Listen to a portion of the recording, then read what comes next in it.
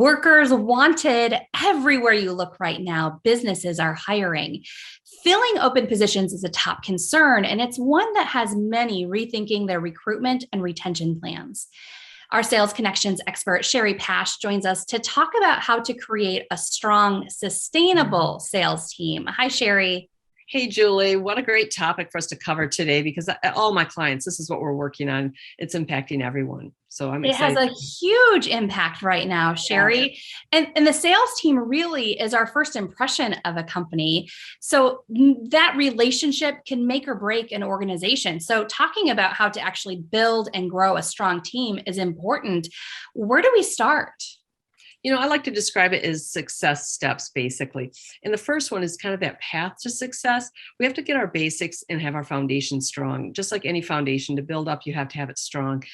Start with a job description and expectations. It's amazing how many do not have written job descriptions, but more importantly, written expectations going beyond what we're describing the job to be. But what are the real expectations? And we also have to remember the compensation package, right? We have, there's a lot of things that can go into that, but we do need to make sure that's a part of the equation. Absolutely. We can't expect employees to meet expectations if we're not even setting them or talking about them.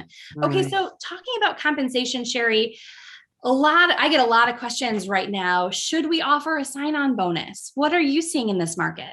This is very common. I see many that are offering that sign-on bonus because talent is hard to find right now, as we all know. But I don't want you to get discouraged if you're maybe a smaller business and you're not able to offer that sign-on bonus. But if you can, definitely put it into your package. Otherwise, look at your commission and bonus structure and make sure that you are bonusing and commissioning on the behavior and outcomes you want from this new position. And if you can't do the sign-on bonus, this is where you can look at your benefits package, get very creative with paid time off. That's often an area that we can negotiate and be more flexible with because the work still gets done. But if you've got a good team, that flexibility with time off is really important for them. And again, budget for these positions, right? Budget for mileage and cell phone and sales activity, not just your commission, your bonus, and your salary, because you don't want to come up short mid-year and not have the money for this position that you budgeted to start with. Especially in such a competitive environment, I would think that these benefits could be a make or break. One benefit that we hear a lot about, in part because of the pandemic, is the idea of working remotely or hybrid work. Is that a trend that you're seeing? Are people wanting more opportunities to work remotely? They sure are. In fact, the clients I've worked with where we've interviewed candidates, the candidates have asked that question. Does this position offer flexibility? Would I have some hybrid work environment to come into where I can work in the office, but work from home as well? And we have found if managed in the right way and the right people are in the right seats in your positions, this works great and you get more productivity. So if you're able to offer that flexibility in how people work, that is critical for getting the best talent because they are asking and demanding flexibility now. So that full package basically. So that first step is get your foundation set from compensation to benefits to job descriptions and expectations. And let's go from there. Okay, so the only thing worse than unfilled positions is high turnover and having to fill those positions again. Shari, how do we measure for success so that we know that now that we have this foundation and the system we're starting to build for recruitment and retention, we need to know it's working. So how do we measure for this? That's the thing.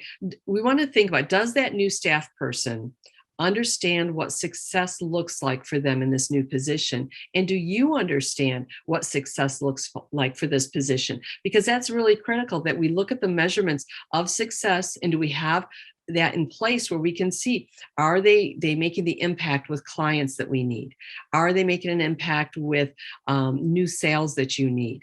And then we want to make sure that we're measuring that. Now that helps you sustain a good team when you have measurements in place, because with measurements, you can then train beyond. If they're not meeting those expectations, help them meet them by training them and such. And that's a key component as well.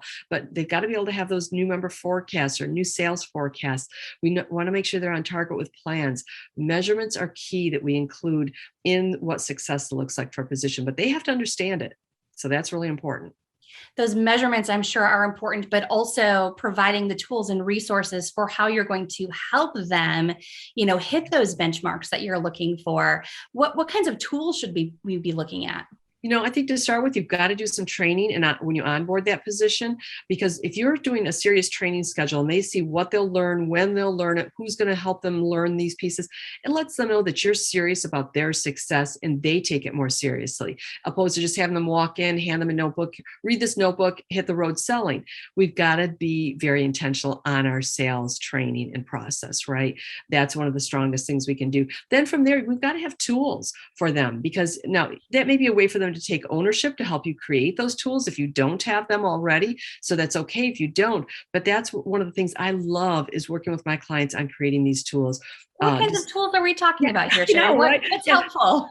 I know, right? Not the hammer and screwdriver tool, but tools for those discovery worksheets where you can, what are the questions I need to know that are the priority, to help me learn the priorities and motivations of our customers and clients. We have to have these thought out, intentional discovery worksheet questions. We have to have benefit statements. How do we talk about and sell every product and service that we offer in our companies and in our nonprofits? We need to know, again, what are those managing objection questions? There's so many different tools based on the product or service you're doing, but it's really important that we have our analytics and we know where we're going with some of the tools for lead sources like that, client member ratings, all these different types of things I talk about. But those two are really key: discovery worksheet and benefit statements. And again, that's what we want to, because also you need these tools going into interviewing success even, right? Absolutely. And Shari, I know that you have an article on your website that really gets a little bit deeper into the weeds on some of this. We also have talked about some of these items like managing objections in previous videos, previous segments here on Expert Connexions. So all of this we can find on our webpage. To see more from Shari, head to WLAJ.com and click the link for Sales Connections.